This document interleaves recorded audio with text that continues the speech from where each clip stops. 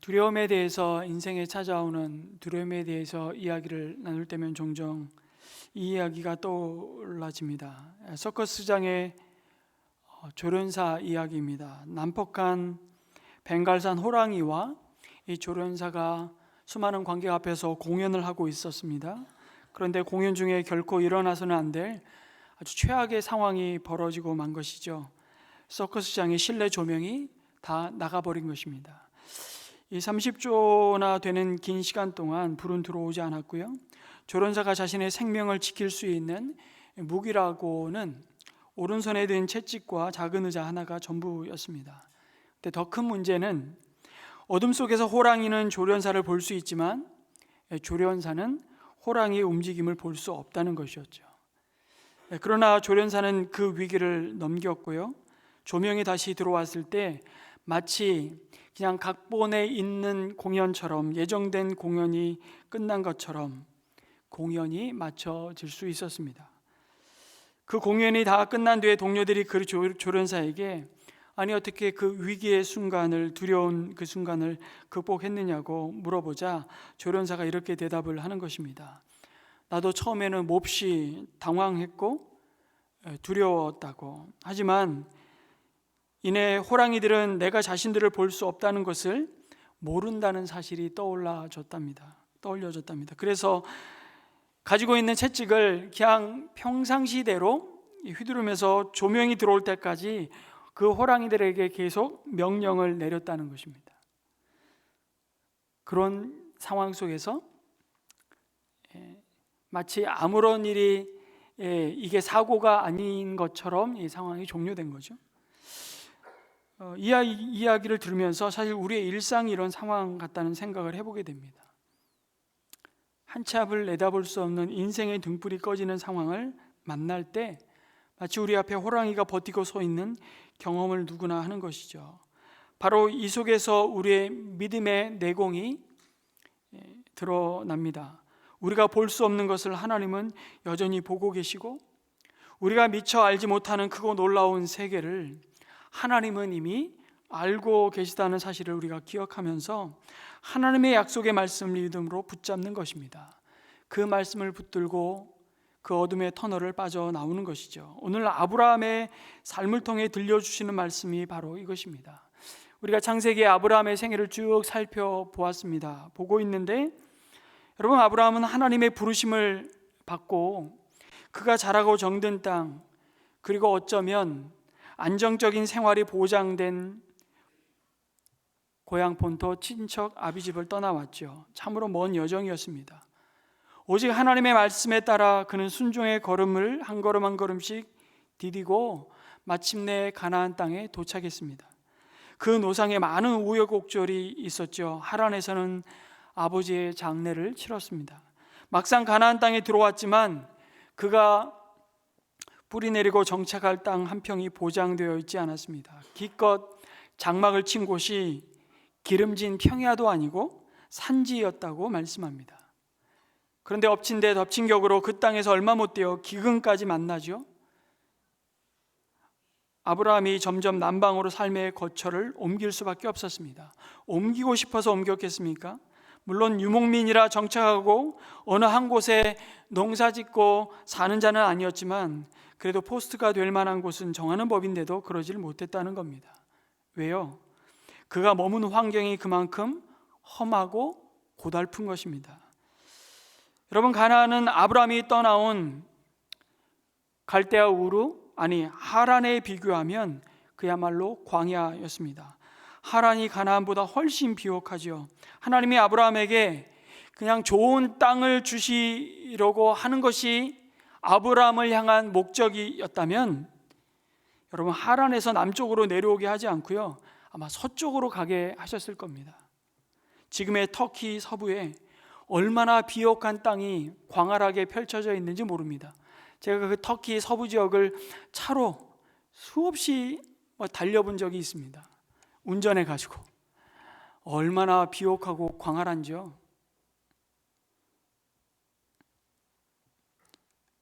가나안에 들어왔음에도 아브라함은 가나안이 아니라 광야의 삶을 살았습니다.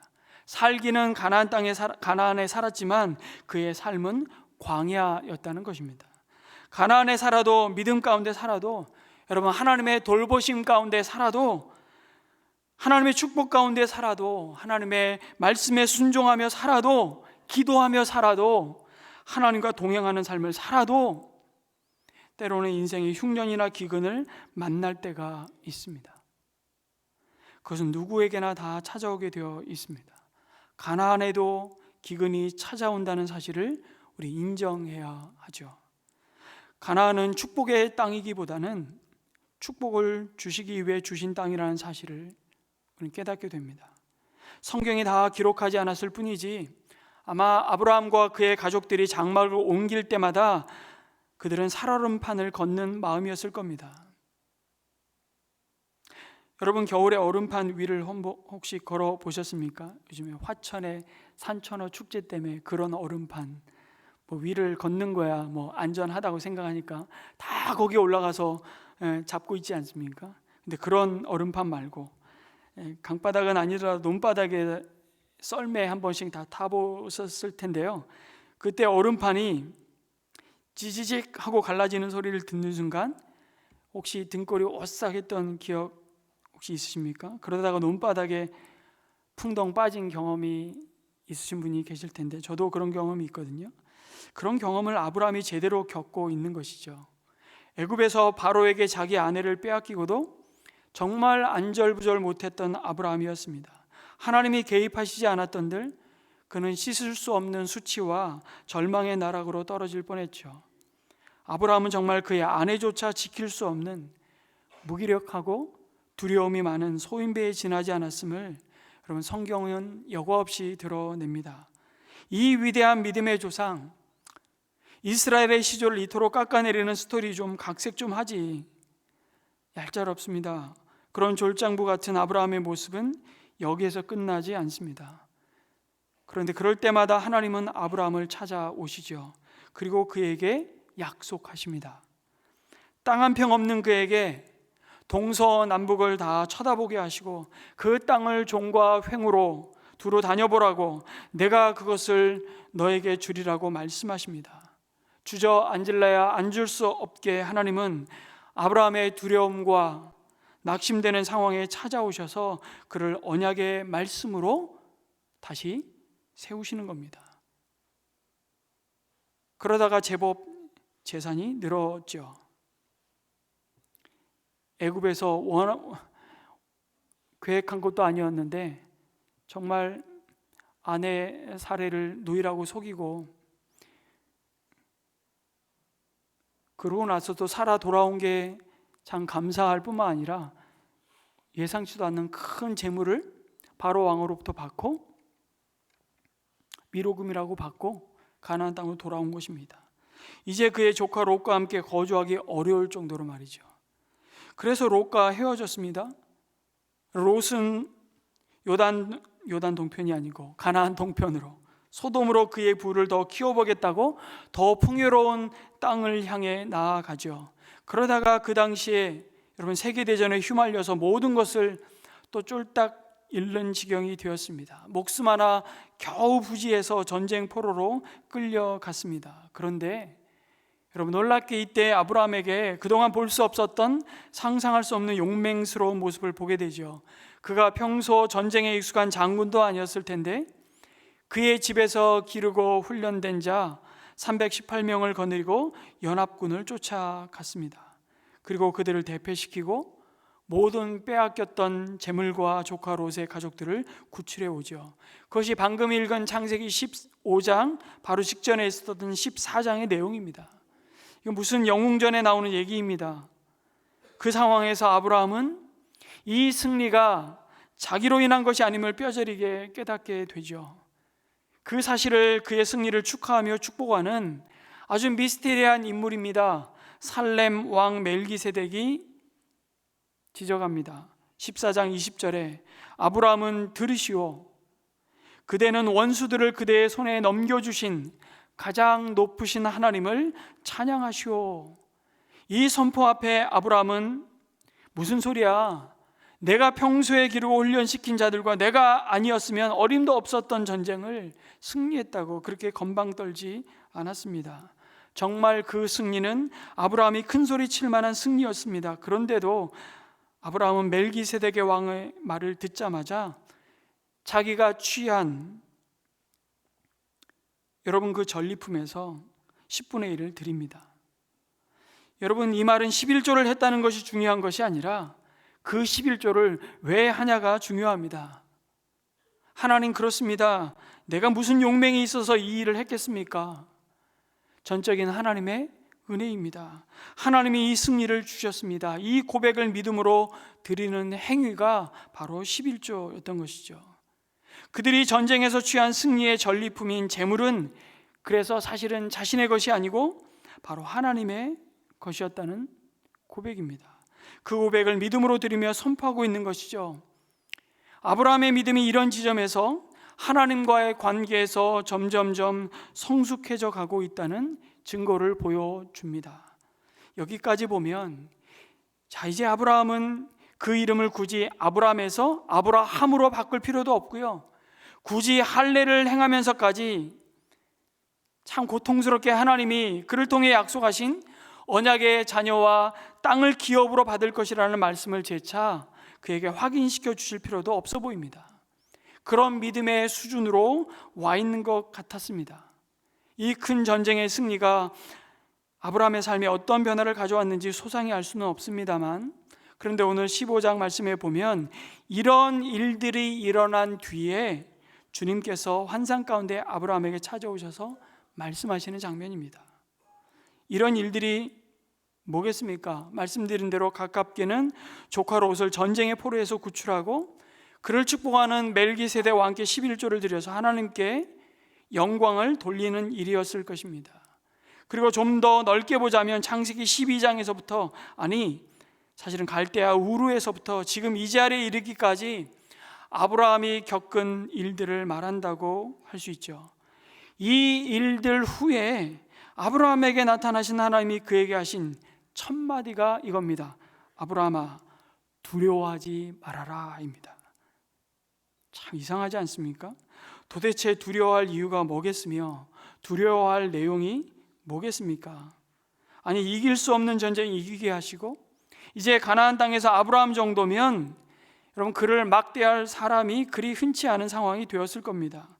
다섯 왕이 연합해서 싸운 전쟁에서 처참히 그들을 짓밟았던 그돌라오멜 왕의 연합군을 이기고 돌아온 아브라함 아닙니까? 아니, 가나안 땅에 들어와서도 그가 불가항력적으로 넘어설 수 없었던 그 많은 위기들 속에서도 아브라함의 삶을 친히 간섭하시고 돌보셨던 하나님이 그와 함께 하시지 않습니까?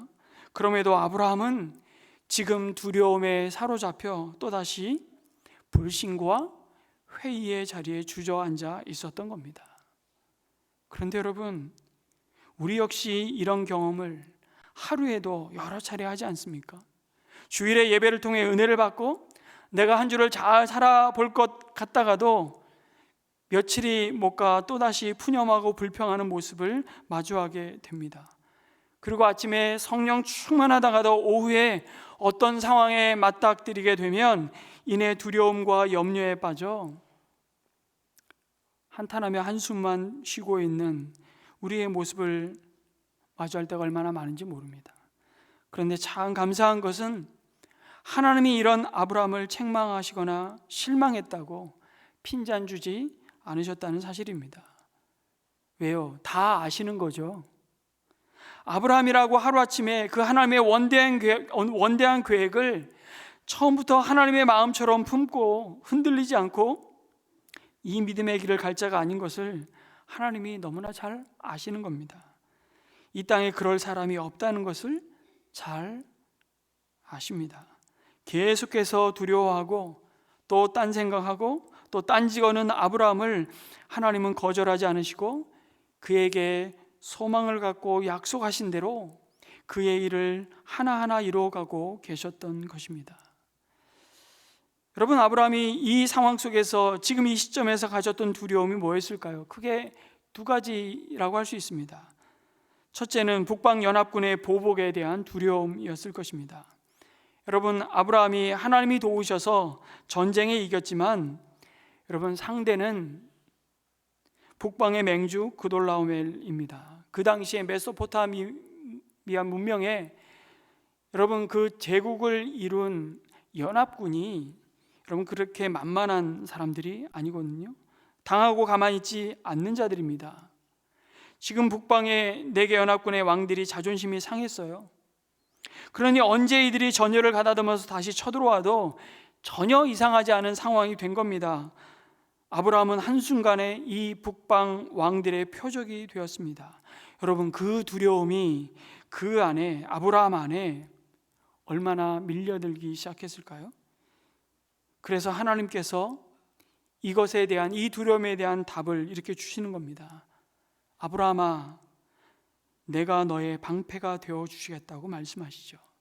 하나님께서 신이 방패가 되셔서 내가 예상하는 그 모든 위협으로부터 지켜주시겠다고 하시는 것입니다. 아브라함이 가졌던 또 하나의 두려움은 아마 미래에 대한 두려움이었을 것입니다. 아브라함은 도대체 하나님이 분명히 자식을 주시겠다고, 내가 보는 이 땅을 내 기업으로 주겠다고 약속을 하셨는데 그 일을 무슨 방법으로 어떻게 이루실지가 늘 초조하고 궁금한 것입니다. 그러니까 아브라함은 육체의 한계와 점점 육체가 쇠잔해져가는 시간의 한계 상황 앞에 또 넘어지고 있는 것이죠. 하나님의 시간과 아브라함의 시간이 다른 것이 그에게는 견딜 수 없는 불안과 두려움이었습니다. 그러다가 자기 현실을 보면 자식과 땅은 여전히 뜬구름 잡는 얘기처럼 들리는 것입니다.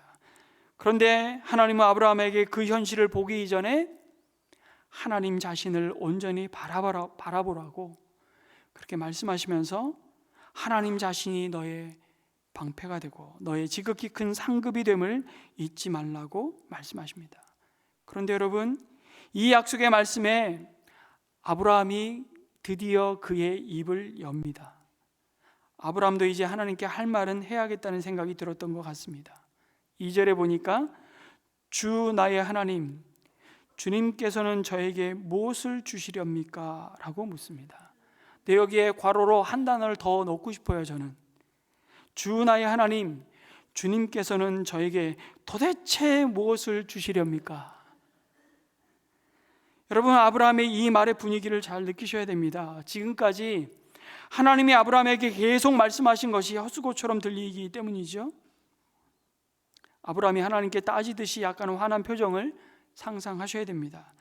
지금 아브라함의 말은 뭘 주실지 몰라서, 그래서 알고 싶어 던지는 질문이 아니잖아요. 마음이 하나님 앞에 토라져 있는 겁니다. 그런데도 하나님은 다 받아주십니다. 참 좋으신 하나님이시죠. 참 오래 참으시고 기다리시는 하나님이십니다. 우리도 그렇지 않습니까? 우리 역시 조금만 내가 원했던 방식이 아니라 내가 원했던 때에 나의 소원이 이루어지지 않고 좌절되면 우리는 하나님을 향해 섭섭한 마음을 드러냅니다. 아니, 어쩌면 솔직하게 그 섭섭한 마음을 침묵 가운데 꽁꽁 마음에 숨겨두고 있는 것보다는 그 솔직함으로 토로하는 게 더 건강한지도 모르겠습니다. 하나님의 일하심은 그때부터 시작되기 때문이죠. 하나님은 그 자녀의 마음을 그럼에도 받아주십니다. 아니, 오히려 그 낙심과 좌절과 밀려오는 그 두려움이 하나님께 호소가 되고 부르짖는 자리로 나와 그 심정을 토해놓을 때, 여러분, 하나님은 이때를 기다리십니다. 그리고 이렇게 말씀하시는 겁니다. 너보다 내가 더 아프다. 너보다 내가 더 아파. 이렇게 말씀하시는 분이시죠. 그런데 아브라함이 갈대아 우르에서부터 하나님의 말씀을 따라 여기까지 오면서 15장에 여러분, 사실은 기록된 말씀으로는 하나님과 처음 대화를 하고 있는 장면입니다. 그런데 이 대화를 처음 하고 있는 상황치고는 매우 부정적인 대화로 계속 채워지고 있죠. 아브라함은 한술 더 떠서 이제 더 노골적으로 자신의 불편한 심기를 드러냅니다. 하나님, 나는 자식이 없사오니 나의 상속자는 이 다마스쿠스 녀석 엘리에셀 뿐입니다.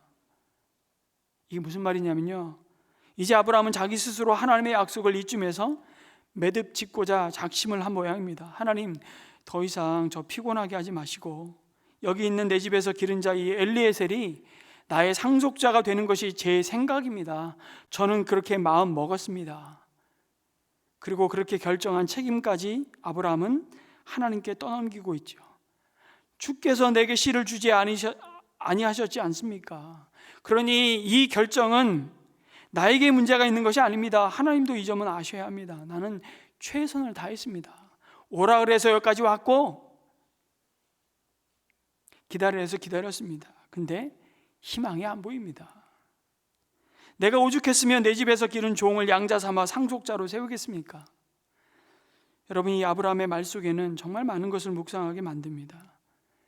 여기 나는 자식이 없다고 하소연하는 아브라함의 말은요, 이런 표현입니다. 나는 벌거벗은 자와 같다는 의미를 담고 있습니다. 내가 이만큼 재산을 소유하고 이만큼 나의 소유 아래 길리운 종이 수백 명이 된들 못하겠습니까? 그 재산을 상속할 자식 하나 없는데 아무 소용없습니다.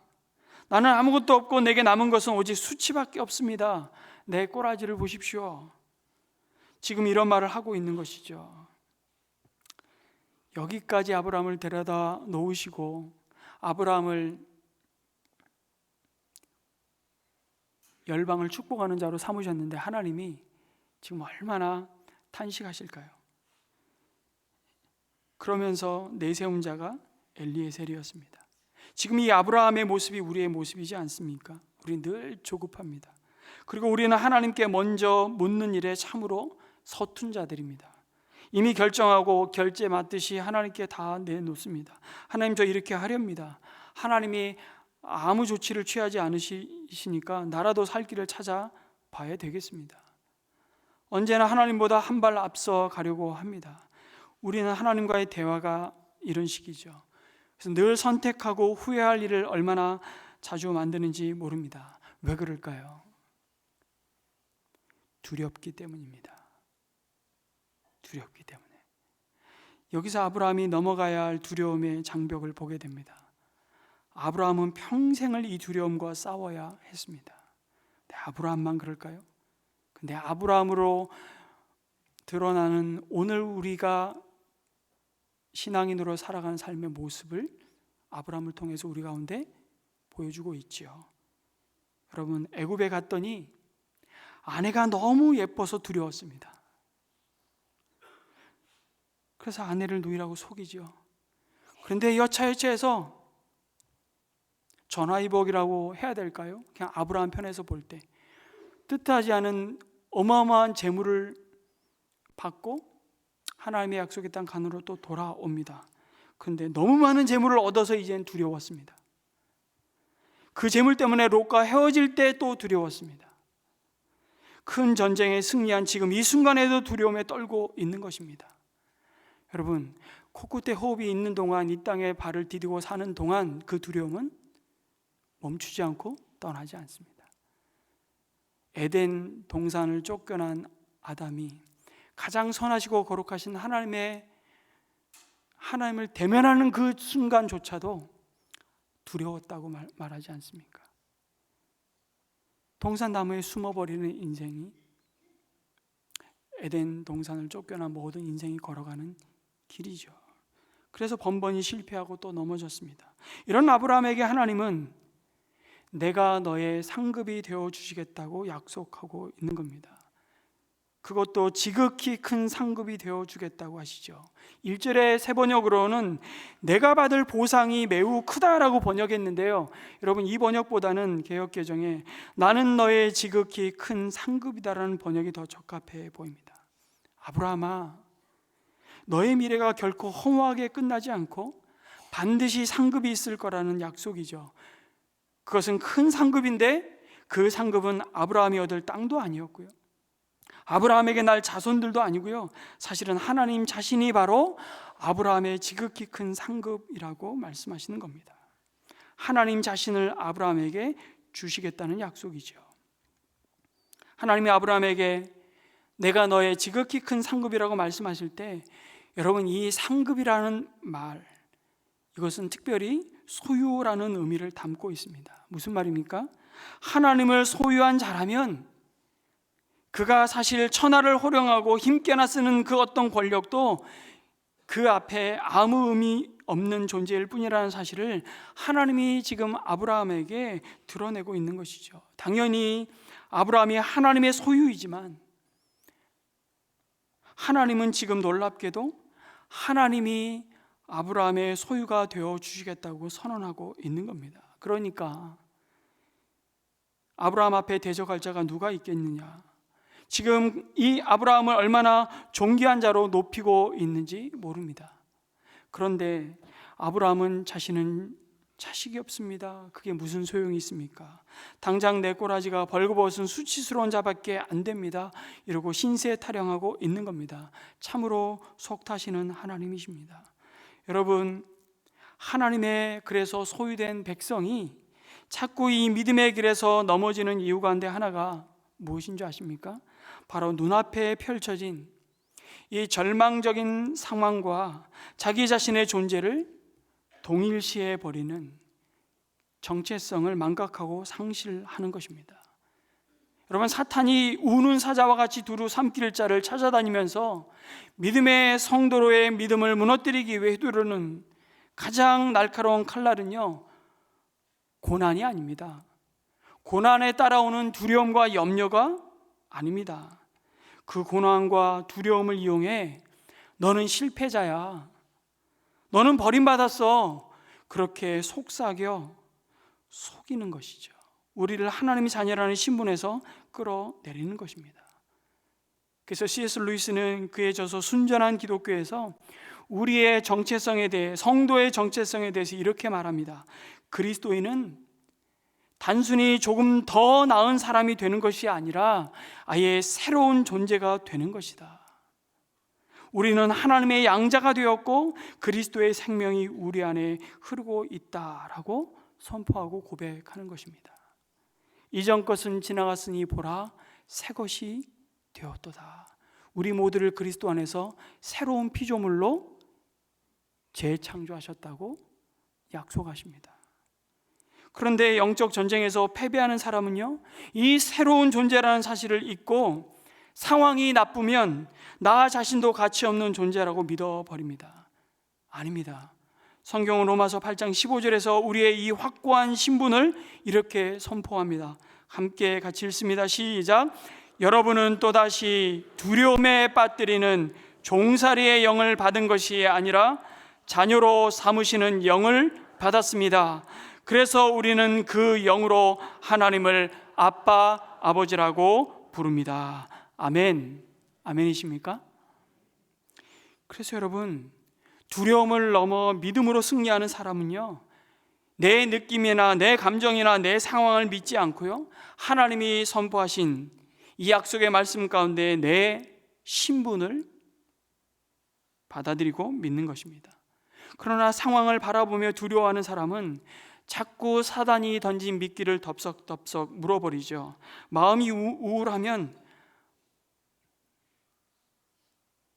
나는 우울한 사람이라고 말하고요, 경제적으로 상대적으로 어려우면 나는 무능한 실패자라고 스스로 정의합니다. 여러분, 이것이 사단이 가장 원하는 시나리오이죠. 사탄은 우리가 하나님의 보호하심과 그 은혜의 날개 아래 그 보호 가운데 왕의 자녀라는 사실만 잊어버리게 만들면 우리를 마음껏 요리할 수 있다는 것을 잘 알기 때문입니다. 그래서 상황이 내 정체성을 결정하게 만드는 것이라고 자꾸 속이는 겁니다. 그것이 영적 패배의 가장 깊은 수렁입니다. 여러분, 내 정체성이 상황에 묶여 있으면요, 우리는 사탄에게 마음의 보좌를 그대로 내어주게 됩니다. 이 태도를 교정하는 유일한 해법이 있습니다. 바로 지금 화면에 나오는 이 상황과 내 존재를 분리하는 것입니다. 그리고 약속의 말씀을 붙들고 나의 신분의 정체성을 선포하는 것이죠. 상황과 나를 철저히 분리하십시오. 지금 내 상황이 어려운 것이지 내가 실패한 존재인 것은 아닙니다. 내 마음이 슬픈 것이지 내 영혼이 버림받은 것은 아니라고 명확히 선을 그어야 하는 것이죠. 그리고 매 순간 하나님의 소유라는 사실을 스스로에게 외치십시오. 사탄이 환경으로, 상황으로 당신을 위협할 때 환경을, 그 상황을 바꾸려 애쓰기보다 우리의 신분을 먼저 약속의 말씀 가운데 붙드시고 확인하십시오. 사탄아, 상황은 속일 수 있어도 하나님의 약속의 말씀 가운데 그리스도 안에서 나를 바라보시며 말씀하시는 내 신분은 바꿀 수 없어, 속일 수 없다고. 나는 여전히 전능하신 하나님의 자녀다. 이 확신이 우리 영혼에 깊이 뿌리 내릴 때 저와 여러분을 둘러싼 두려움과 그 어둠의 환경은요, 저와 여러분을 삼키는 파도가 아니라 당신이 왕의 자녀로 더 큰 믿음의 사람으로 승리하는 아마 발판이 될 것입니다. 두려움을 넘어 믿음으로 그래서 승리하는 삶은 이런 환경의 변화가 아니라 변하지 않는, 변할 수 없는 내 정체성을 약속의 말씀으로 확인하고 확신하는 순간 시작되는 줄 믿습니다. 그것을 확신시켜주기 위해서 여러분, 하나님은 아직 주님을 온전히 신뢰하지 못하는 아브라함을 이끄시고 밖으로 나가십니다. 하늘을 우러러 무뼈를 셀 수 있나 보라고 말씀하시죠. 하나님의 약속을 그에게 또다시 말로만이 아니라 실물로 그려주고 있습니다. 그리고 아브라함이 여호와를 믿으니 놀라운 말씀하십니다. 하나님께서 이를 그의 의로 여기셨다고 말씀하십니다. 참 속 좋으신 분이십니다. 아브라함이 이 하나님의 약속을 믿으니 비로소 그가 구원받았다는 뜻이 아니고요, 이것은 구원의 문제 이전에 하나님의 말씀을 하나님의 마음으로 그 말귀를 알아들은 아브라함을 향한 하나님의 칭찬인 겁니다. 그런데 여러분, 하나님께 이러한 인정을 받은 아브라함이 이쯤에서 그가 더 이상 믿음의 방황을 끝냈으면 얼마나 좋겠습니까? 하지만 그러고도 계속 엉뚱한 일을 벌이지 않습니까? 하나님을 향한 아브라함의 믿음이 오르락내리락 반복하는 것을 계속 봅니다. 사실 이제부터 시작이죠. 이제 두려움의 장벽 하나를 넘어선 것이었습니다. 아브라함은 또 이렇게 묻습니다. 내가 이 땅을 소유로 받을 것을 무엇으로 믿을 수 있겠습니까? 아브라함의 질문에 하나님이 아브라함의 수준으로 응답하십니다. 여러분 잘 아시는 아브라함과 하나님이 언약을 체결하시는 장면이 그 다음 장면으로 나옵니다. 살아있는 짐승을 죽여 반으로 쪼갠 다음에 그걸 반으로 갈라놓죠. 그리고 언약의 두 당사자가 사실은 그 짐승 사이를 지나가는 곳으로 고대 근동의 언약식은 체결되었습니다. 무슨 의미일까요? 당신과 내가 맺은 약속, 이거 둘 중에 누가 어기든 이 짐승과 같이 죽는다, 이 뜻입니다. 그런데 하나님이 그 언약을 아브라함의 언약에 이해할 수 있는 언약의 수준으로 언약식을 하시는데 누가 지나가십니까? 아브라함은 졸고 있습니다. 하나님이 횃불로 영이신 하나님이 지나가십니다. 무슨 말입니까?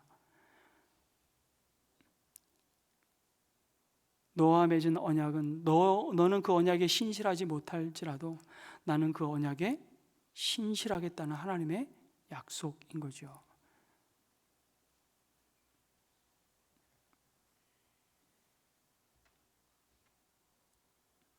하나님이 사랑하는 아브라함의 불안과 두려움과 그 의심을 그렇게 잠재우셨던 겁니다. 이쯤 되면 세월이 얼마였든지 아브라함은 그 몸에서 낳을 자식, 그것도 사라의 몸에서 출생할 언약의 자손을 기다렸을 법합니다.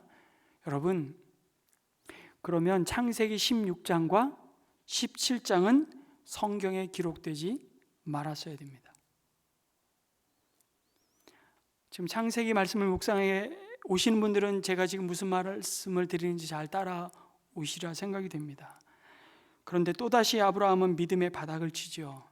사라의 여종 하갈에게서 기어코 이스마엘을 낳습니다. 기다리질 못하고 그 일로 집안은 매일이 전쟁터가 되죠. 여러분, 이 말씀이 참 때로는 감사하지 않으십니까? 저는 아브라함을 보면서 참 위로를 받습니다. 문득문득 가르친 대로 사람이 변하면 내가 예수님보다 낫게 내 자신에게 스스로 잘 못 가르치면서도 위안을 줍니다. 그렇습니다. 참 안 변해요. 참 더딥니다. 제 자신을 봐도 그렇습니다. 우리가 하나님의 마음을 알기까지, 그 마음을 알아서 어느 복음성가의 가사처럼 삶의 한 절이라도 주님 닮는 모습 보기가 왜 이토록 오래 걸리는지 모르겠습니다.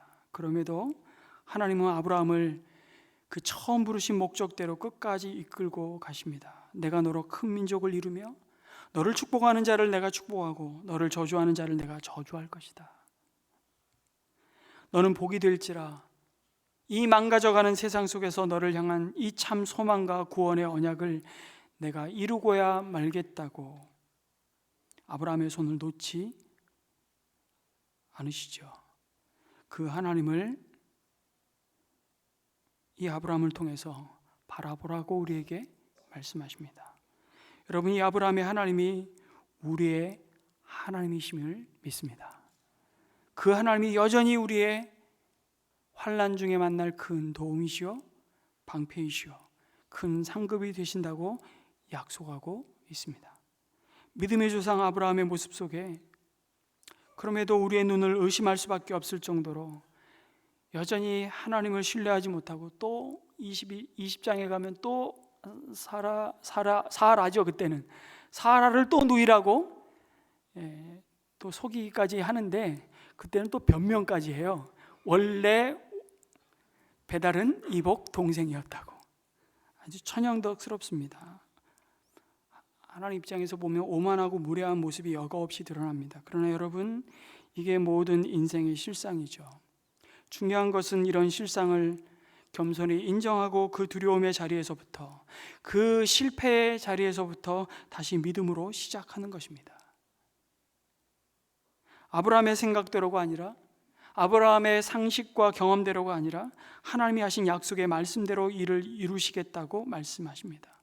아브라함이 믿음이 바로 여기서 빛을 발하는 것이죠. 99세가 되어서 그래, 또 내 경험과 상식을 따라 행했구나, 다시 돌아서자. 그리고 말씀대로, 내 신념대로가 아니라 말씀대로, 하나님이 내게 약속하신 말씀대로 내 삶을 다시 세워보자, 시작하자, 믿음의 결단을 합니다. 그게 아브라함의 어떤 순종이었을까요?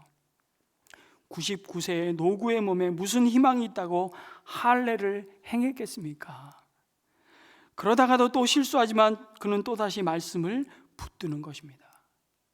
하나님만이 내 방패시오, 내 상급이 되심을 믿습니다. 그래서 여러분, 믿음은 내 신념대로 사는 것이 아니라 하나님의 말씀을 따라 사는 삶인 줄 믿습니다.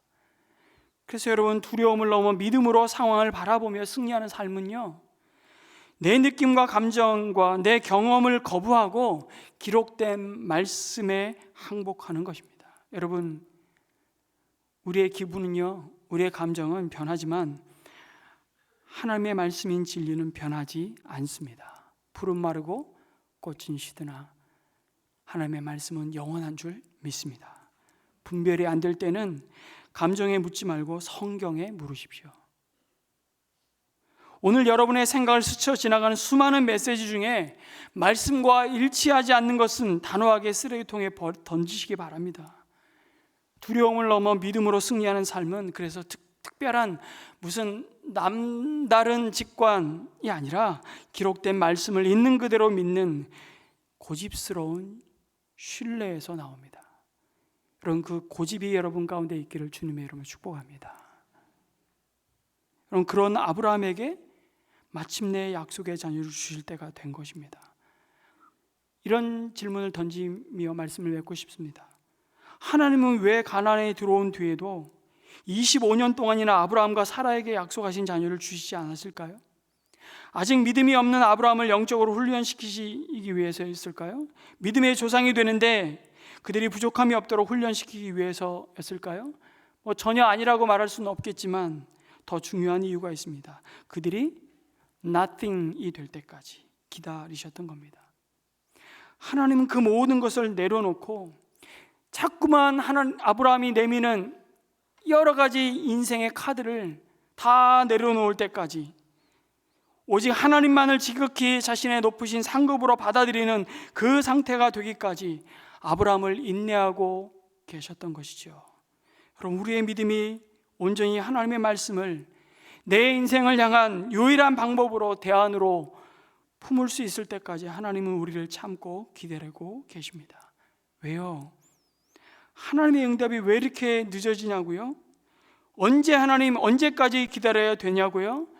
여러분, 누가 기다리는 것이냐면 우리가 기다리는 것이 아니라 하나님이 기다리고 계세요. 하나님께서 말씀하신 그 말씀을 온전히 신뢰하기까지, 그들이 인간적인 방법으로는 절대 아이를 낳을 수 없을 때까지 기다리셨던 것입니다. 그럴 때 아들을 주셔야 확실히 이 아이가 하나님이 주신 아들이라는 고백을 할 수 있을 테니 말이죠. 하나님은 그들이 nothing이 되었을 때 비로소 역사하셨습니다. 언약을 이루어 주시죠. 광야에서 나오게 하셨습니다. 이 아브라함의 믿음을 로마서에서 바울은 이렇게 고백하는 겁니다. 그가 바랄 수 없는 중에 바라고 믿었다라고 평가합니다.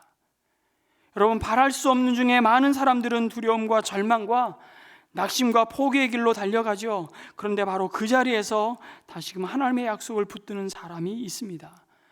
성경은 그를 믿음의 사람, 세상이 감당치 못할 사람이라고 증거합니다. 여러분, 바랄 수 있는 것을 바라는 것은 믿음이 아니라 계산입니다. 계산해 보면 나오지 않아요? 그런 건 매달려 기도하지 않아도 됩니다.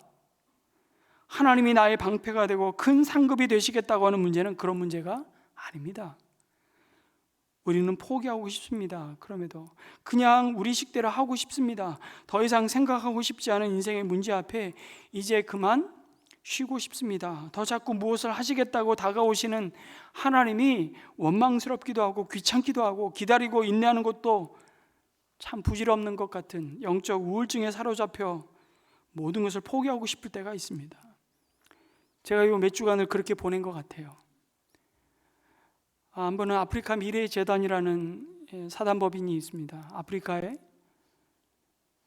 지금 26개 국가의 병원을 건립하고 교육 사업을 하는, 대부분은 의사분들이 함께 참여해서 이 사역을 이어가는, 근데 지금은 고인이 되셨습니다. 박상은 장로님이 대표로 이 사역을 이어가시다가 지금은 우리 교회 목자이셨다가 지금은 잠시 내려놓으신 홍순철 집사님이 아프리카 미래재단의 대표를 맡으셔서 이 귀한 사역을 이어가고 계십니다. 근데 이 사장님이 전화가 와서 유 목사님 꼭 아프리카 미래재단의 좀 법인 이사로 꼭 좀 참여해 주시면 너무 좋겠다고 그렇게 연락을 주시는 겁니다. 한 3주 전에 연락을 주셨는데 제가 그때 마음에 계속 하나님 또 뭔 일을 시키십니까? 힘듭니다. 내 코가 석자입니다. 아니면 학교 일 지금 보이시지 않습니까? 그러니까 제가 이제 이사장님한테 제가 기도를 하고, 근데 그건 변명 같았어요. 지금 생각해 보니까 기도해 보겠다는 건 할 말 없을 때 하는 말일 때가 종종 있습니다. 그러면 내려놓으시겠지, 포기하시겠지 이러나 어저께 전화가 왔어요. 결정하셨습니까? 이번 주가 이사회가 총회가 있습니다. 어제 마음이 열리지가 않는 거예요. 불편한 거예요. 하나님, 저 힘듭니다. 그랬더니 아프리카에 학교가 필요하다고, 교육 사업을 하는데 너 기독교 학교 운동하지 않냐? 지금까지 이 길을 박 목사님과 함께 경험하면서 이거 다 이때를 위함이다 이렇게 또 말씀하시는 거예요. 제가 거기서 항복했습니다. 제가 이렇게 말씀드리는 건 여러분이 그 사역을 함께 하셔야 된다는 거예요. 제가 이세가 되는 건 아무것도 중요한 게 아니고요. 아프리카 땅에 하나님의 나라가 성령 안에서 의와 평강과 희락으로 임하는 영광을 우리가 또 함께 바라보면서, 그런데 한 2년 전부터 계속 아프리카를 위해서 써달라고 작정 성교원금을 하시는 분이 계세요. 그것도 2천만 원씩 벌써 그분이 한 4천만 원 하신 것 같아요. 근데 아프리카하고 연고가 없거든요 지금. 그래서 이 일을 하시라고 하나님께서 군부를 떼셨구나 그런 생각이 드는 거예요. 근데 제 마음은 굉장히 무겁습니다. 그러한 때에도 우리는 하나님의 약속을 다시 한번 붙잡는 것이죠. 왜요? 하나님 자신이 우리의 방패가 되시고 우리의 큰 상급이 되시겠다고 버티고 계시기 때문입니다. 하나님은 오늘도 주님을 의지하고 신뢰하는 믿음에 있어서 참 오르락내리락 반복하는 우리를 통해서 마침내 당신의 뜻을 이루시고야 말 것입니다. 이 하나님의 의지를 담아서 아브라함에게 그렇게 하셨듯이 오늘 우리에게 동일하게 약속하십니다. 내가 너의 방패가 되어주마. 너의 큰 상급이 됨이라 두려워하지 말아라. 이 약속을 붙잡고 또 한 주간 바랄 수 없는 것을 바라보면서 믿음으로 달려가는 우리 모든 성도님들 되시기를 주님의 이름으로 축복합니다. 아멘.